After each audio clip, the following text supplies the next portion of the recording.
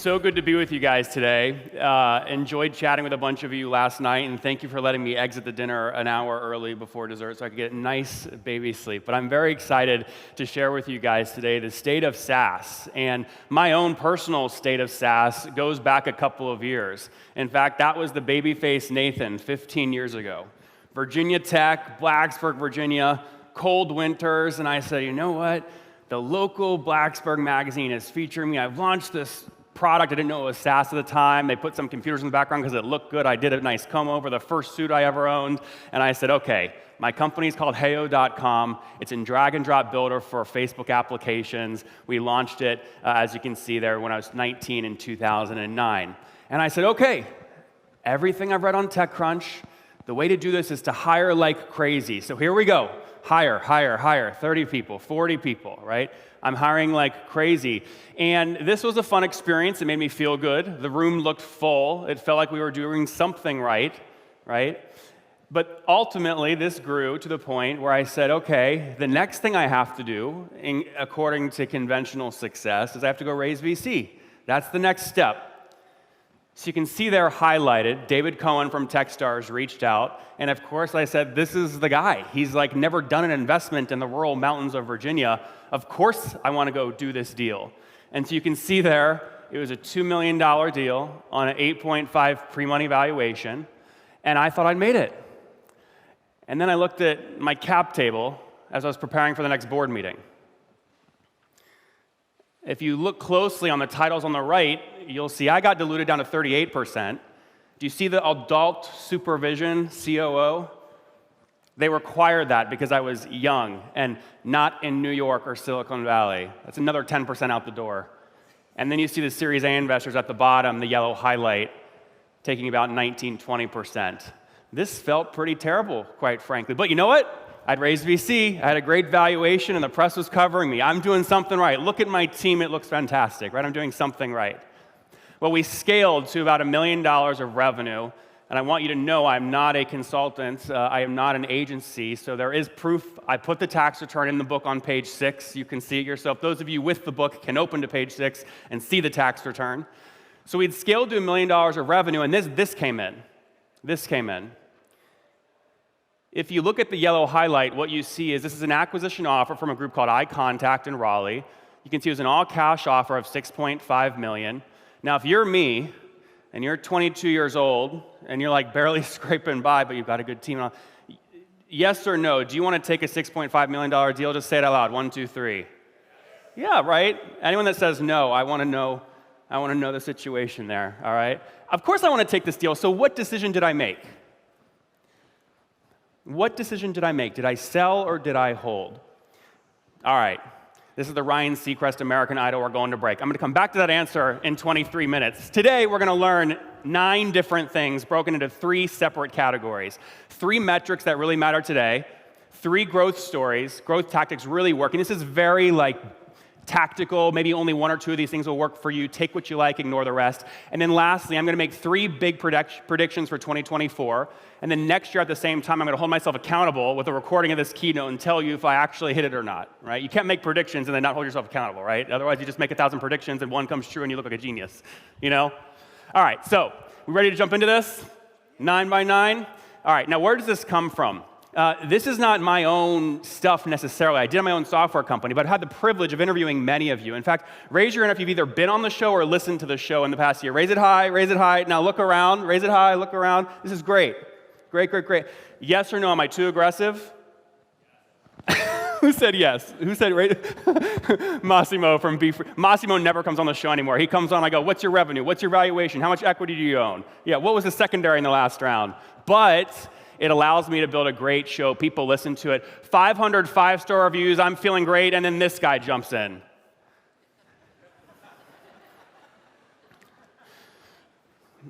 Mayor Doofus is the name. In all seriousness, this testimonial is probably the most accurate view of how I view the show. It is purposely built to effectively be an Excel file in audio form. I effectively social hack numbers out of founders because I believe if we all know the real numbers, we all learn faster. So I have no problem doing it. Even when I'm getting cease and desist from boards saying never publish that episode, I still do it because I think it's valuable, right? So these are some of the founders we've interviewed. Many of them pre-revenue. Johnny Hoppin in the upper left, that was pre-revenue Hoppin, right? But you recognize many of these faces. Sid from GitLab pre-IPO, Henry at ZoomInfo. So I've taken all these things and bucketed them in. Over 1,500 hours of content I've recorded and pulled out the best for you guys over the next 21 minutes. Let's focus on section 1 here. This is going to take about 7 minutes here on section 1. Metrics that matter today. So these are the interviews I've done over the past, call it 6 months, and the founders that are profiting the most, but also still growing the fastest, right? So they've optimized very nicely for the rule of 40, which, by the way, today, your rule of 40s should have way more on the bottom part and way less on the top part, right? So slower growth, but more EBITDA margin, right? So your 40 should look like maybe 10% year-over-year growth, but 30% EBITDA margin would be a great business today. That wouldn't be good 2 years ago. That's not what VCs were looking for, at least. So revenue per employee, 1-day payback period, and then collected LTV. Everyone talks about future LTV. I'm going to talk about collected LTV, and I'll tell you why here in a second. Let's first jump into revenue per employee. Now, I want you guys to do this own calculation in your own head right now. Take your total ARR, so last month's revenue times 12, right? Give yourself a run rate, and then divide by all of your full-time employees. So let's avoid contractors. Let's do full-time employees. Maybe write it down on your Apple Notes app or on your computer or on your brochure they have in front of you. What is your revenue per employee right now?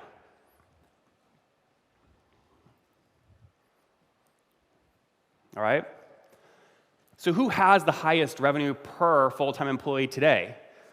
Well, again, I've asked all these founders that's live on the show. I've put it in Excel file format. You can see that comma I've highlighted, and you see some of the best performers, right? I'm going to go down, and I want you guys to learn here from Andy, who's the CEO at Lotame, right? Let's jump into his revenue figures. Those kinds of customers. Now, let me do some math here. $15,000 a month price point on average, nice round number, times 300 customers. That puts you at about $4.5 million a month right now. Is that accurate? I think it's a little higher than that. Yeah, we generate a lot of excess revenue in terms of what I call overages. So you'll see a lot of data fees in there. Pure SaaS though, 4.5 a month. Yeah, it's ballpark in that ball. 4.5 a month, 70 million run rate, right? 170 full-time employees for $469,000 of revenue per employee. That's really good. Right, that's really good.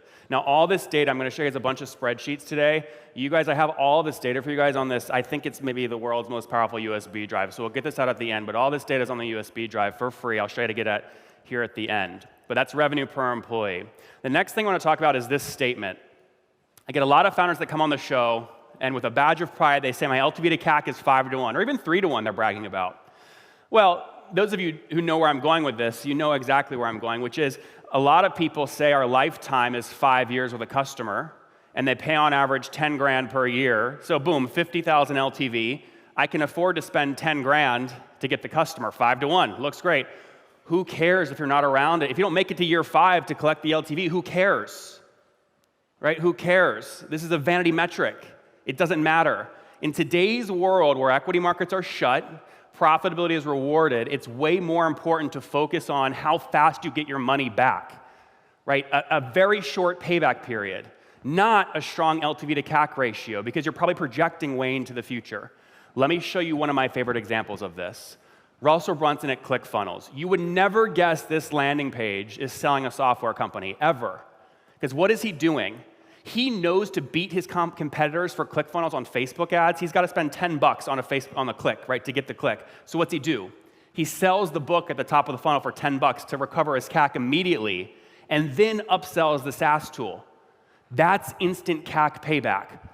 The question you should write down for your teams for Monday morning is, what can we put at the top of the funnel that we can sell that helps us recover the money we just spent on the LinkedIn ad, or the Facebook ad, or the Google ad, instantly? If you don't think this works, this is ClickFunnels revenue growth. $0 to $160 million without a single dollar of outside funding. Single dollar of outside funding. So the question you should ask yourself is that. Way more important than LTV to CAC ratio. Let's jump into the third metric that's really relevant today, right? Which is this. So think about that right now. What's this number for you? If you use Stripe, you'd go into Stripe, you'd download all your customers, you'd sort by the column that says like collected, right, revenue, and then you'd sort from highest to low. So think about the customer that's paid you the most, right, all in historically, not projected, historically, backwards looking. I now want us to learn from Alfonso at UserZoom, who talks about how they focus on expansion of accounts.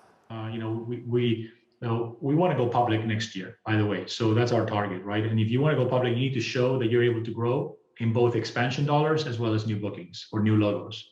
So what we have is a strategy right now, go-to-market strategy that up until now we've been focusing quite a bit on, really expanding our current accounts. I mean, we're seeing our NRR, for instance, I think last time we spoke was 120. We're looking at 125.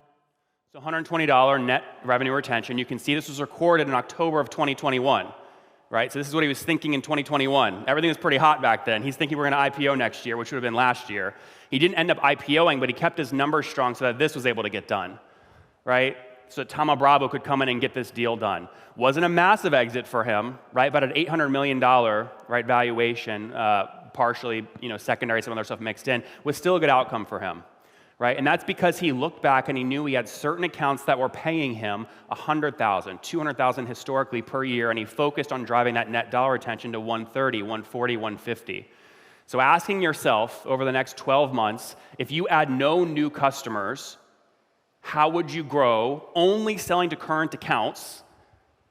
That's a really good way to frame your strategy, in my opinion, for the next 12 months. All right, let's summarize section 1 here. I'm not going to read them. That's the shot. If you want to take a picture of it, do it. You've got 7 seconds. But that is a summary of part 1. Revenue per employee, world-class, is $500K. LTV to CAC ratio, not so valuable right now. Get your money back fast. And lastly, again, collected LTV, right? Collected LTV. Let's move to part 2. Those are the metrics, but what if you're not at those numbers yet and you want to get there? What tactics can you use to get there? We're going to talk about Smart Suite, shrinking your team and still getting more done. Number 2, we're going to touch on Loom, right? Especially considering the news last week, right? And I'm going to show you 8 $0 CAC ideas. And then lastly, we're going to dive into ZoomInfo's S1 and talk about getting your first $100,000 customer. So today, how do you shrink your team and get more done, right? And get more done. Well, the folks that are doing this the best have built really, really good contractor playbooks. I don't think we're that far away from a company hitting $1 billion of revenue with a 3-person team and 100 contractors. And that team is going to be really good at writing playbooks that they then hire contractors to run over and over. And they're paying per completed run of the process, right? That's how well they're going to know their economics on every single playbook. So how do I do this? When I'm hiring a freelancer, how do I do it? Well, it starts with this. So the highlighted text is the process. The link is a Loom video, actually, of me recording how I did it to teach the freelancer. And then what you're seeing here is me actually inviting a freelancer on Upwork to do the task. The biggest mistake people make here is you already do the work to build the process, then you only invite one freelancer to do it. What you want to do is give the same process, the same text to 7 freelancers who all charge different prices. And if you've ever done this, you'll laugh because you'll get back 7 different results with the same instructions, right? The same instructions. Then what you do, right, is you take all the results, don't negotiate price, okay, just pay them whatever they want, and then put them in a grid like this, right? So I gave this to Shrab, Andrea, Victoria, the freelancers. I rated them on accuracy. The second or last column on the right was how good they did all in. So Andrea won, and we were going to pay her $50 per transcript.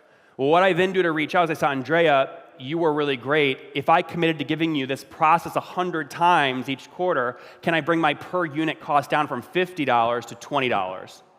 Right? So write the process, hire a bunch of freelancers, find the best, negotiate volume discount.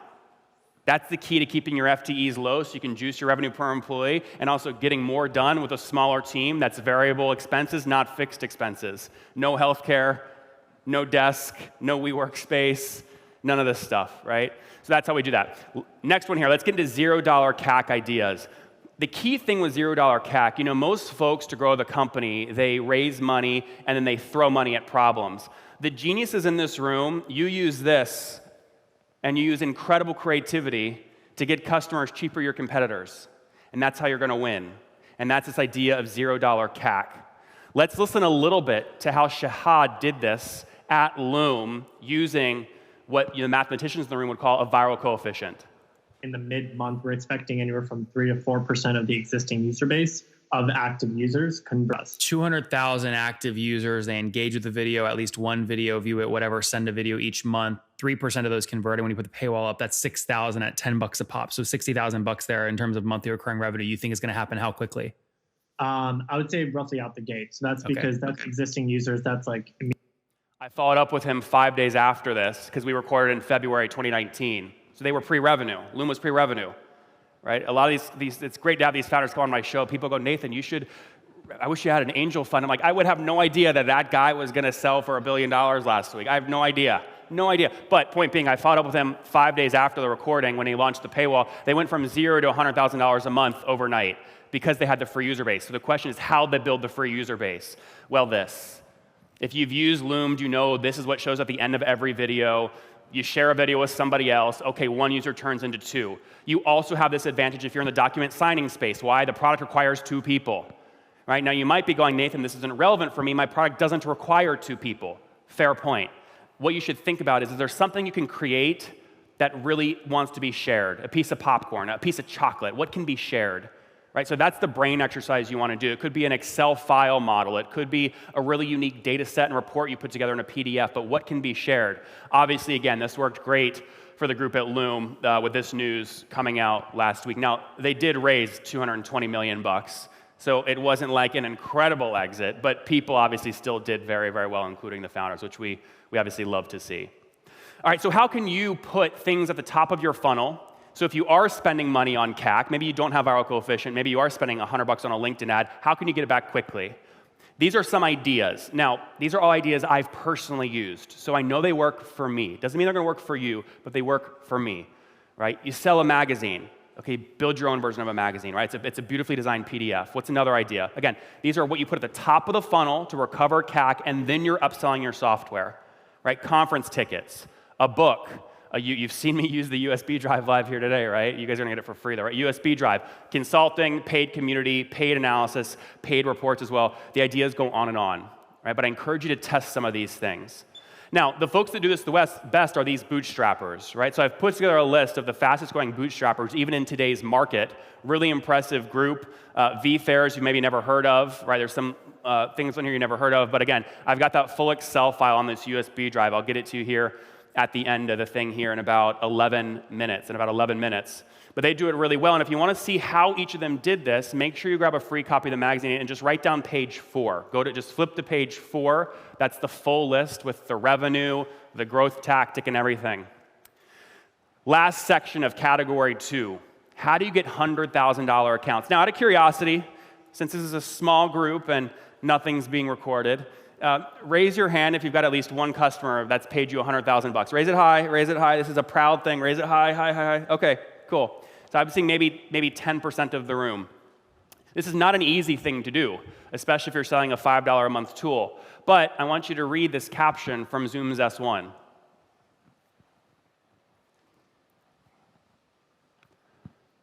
If you look at the last 25 SaaS IPOs, every single one of them has this sentence in it. Right? It's almost impossible to build a $100 million or $50 million ARR company without somebody, right, paying you $100,000 unless you're Tim and SC or Ahrefs and things are crushing, right? You probably don't have any. You can't say. He can't say. Hey, clap for Tim and maybe he'll share. Come on, Tim. How many? No, just kidding. Catch his session, though, later today. It's really, maybe outside of Tim, it's very, very hard to build a $50 million, $100 million company without these accounts. So the question you got to ask yourself again is, if you can't grow by adding new customers in the next 12 months, what would you build for your current accounts to get somebody paying you more than $100,000 per year? That's the question. That's the intellectual exercise. Right? Now, Henry at ZoomInfo always focused on this. He was always focused on expansion. And you can see that in his revenue growth. So again, what does your largest customer pay today?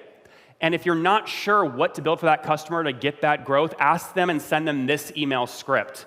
I'd recommend just taking a picture of this very quickly. I'll leave it up for about 8 more seconds. But this is the script that I help founders use when they go, man, how do I get customers to tell me what to use, what to build to drive LTV expansion? Let's summarize section 2. There it is. We talked about more with less, using Freelancer Playbook. We talked about the Loom story and 8 $0 CAC ideas. And lastly, we talked about getting that first $100,000 account. Pictures, 3, 2, 1, moving on. Back to the open loop. My first SaaS, I'm feeling good. We've raised money. We're doing yoga in the office, so you know we've made it.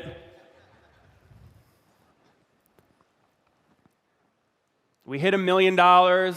There it is in the tax return. We raised some equity, but I'm super diluted. A couple months later, we get this acquisition for $6.5 million cash. The question is, what decision did I make? Sell or hold? On the count of 3, I want you to yell what you think I did. Yell the word sell or hold. 1, 2, 3. Ooh, 72% sell. I'm just kidding, I'm not that good. The problem was it wasn't my decision.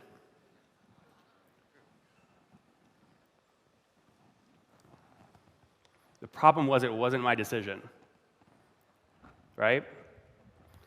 I learned the hard way. It wasn't my decision. That's why every day for the rest of my life, I will focus on celebrating founders' revenue, not valuation or equity raises. I will help founders get capital fast via Founderpath's non-dilutive $150 million fund with more news coming shortly. And we distribute that capital without taking any equity so that it is always your decision. So it's always your decision. We want founders to keep getting rich. We know you're going to get rich off your equity one day, and so that's what we're doing. We help folks like Eric, who spoke last year on this exact stage, keep his equity so that when he sold to Dixa, he made more. We love these kinds of stories. So again, we're growing nicely, and I don't want this to be a secret thing for you guys. Our whole team operates out of a very simple Excel file to determine how much money in a non-dilutive way we can give to every founder. This is the Excel file. Again, it's on the USB drive. I'll get it to you guys here at the end. We've got a bunch at our booth, but it's a very simple thing. We have 6 minutes left. I want to wrap up with 3 big predictions I'm making moving forward into 2024. But we have to deal with wars and an idiotic house in the US, just stupid politicians, and equity markets that are still generally closed. So where are we going? What does that mean for us? What does that mean for software? The 3 predictions. We're going to talk about AirCall, AI, and a touch on non-dilutive funding. So you're going to hear from AirCall later today on this stage as well. I did not run this by them. Jonathan may hate me for this, but I believe this is probably going to happen. You know, they are on a very fast growth trajectory. They've raised a lot of money. They've got to go get a Series E done at a good valuation. Otherwise, the down round and then employees get, washed out, all that jazz. I think you see Citrix buy AirCall in the next 12 months for somewhere around $1 billion, right? They're at $150 million of revenue right now. Again, not a 100x return for anybody, right? But still a nice exit for founders. VCs sort of get washed. I think you're going to continue to see deals like this getting done. The Atlassian Zoom, the AirCall Citrix. You're going to see more of this happening. Next, no offense to those of you building an AI company. I commend you for the right time in the right place, and there's something to be said for that, but I think AI valuations are going to get cut big time the next 12 months, and the reason is very simple. When I'm trying to change my flight on Expedia, and I go into the chat, and they never tell me it's a robot, and they think it's a human, and then I go read it from their CMO on Twitter about how they're using AI for everything, it's artificial. It's called artificial for a reason. I don't want to talk to something artificial. I want a human. And so humans that use creativity, we talked about earlier, to win, these are things that you can't feed into an LLM model. Right? If you're inventing new things and new creativity, it can't by nature be programmed into AI, ChatGPT, or these massive, massive data sets and learning bases. So that's how you win long term. I think you see those valuations get cut big. Starting with OpenAI, we'll see what happens. And then lastly, I continue to believe that founders are realizing that keeping the equity is all that matters. Owning your company is all that matters. Who cares if you grow a little slower? You want to build a life you love. You want to build it with people you love and with customers who you enjoy supporting. And so Founderpath is on pace to put out about $300 million of additional capital next year to these SaaS founders. And those are our actual numbers of what we've put out today. So to sum up, these are 2024 predictions. Again, equity markets stay compressed. I think you still see 5 to 10x multiples getting done. in terms of maybe a Citrix air call. AI valuations cut in half, and again, I think equity markets stay closed. We're going to keep fighting for those founders at Founderpath. And to put this all in one slide for you, this is maybe if you want to have a mental model to think about this later on the plane ride home, maybe this is the thing you take a picture of. But 3 metrics that are most important: revenue per employee, 1-day payback, collected LTV. Section 2, growth. How do you do more with a smaller team? 8 $0 CAC ideas and your first 100,000 customer. And then lastly, 3 big predictions we just discussed for next year. Now, throughout this presentation, I've mentioned this little guy in my hand. And on this little guy in my hand, again, you've got the top 250 revenue per employee companies, totally free. You've got a 40 million Series B deck that just got done. I convinced the founder to let me give it away for free on this, which is great. Top 150 bootstrappers, you'll see $100 million secondary docs that just got done on this USB, the perfect data room to sell your company if you're bootstrapped. My board deck for my first SaaS company, so you know I'm not full of shit. That's important. Bridget is in the house. Where's Bridget? Bridget right here has an amazing profit sharing plan, an Excel file. She uses Bootstrap to 5 million, just having the time of her life. Come say hi to Bridget. Her file is also on here. And then another exit. But again, it's all on here. I just try and pack this with value. We only made 250 of these, though. So you can look around. There's more than that in this room. Our booth is right outside. You can come grab these totally for free. I'm going to go there right now. I'll see you there. But in the meantime, thank you for letting me grill you on my podcast. Thank you for letting me share it back with you here today. And please, please, make sure you always preserve the ability to have it be your decision. I'm Nathan Latka. Thank you, guys. Take care.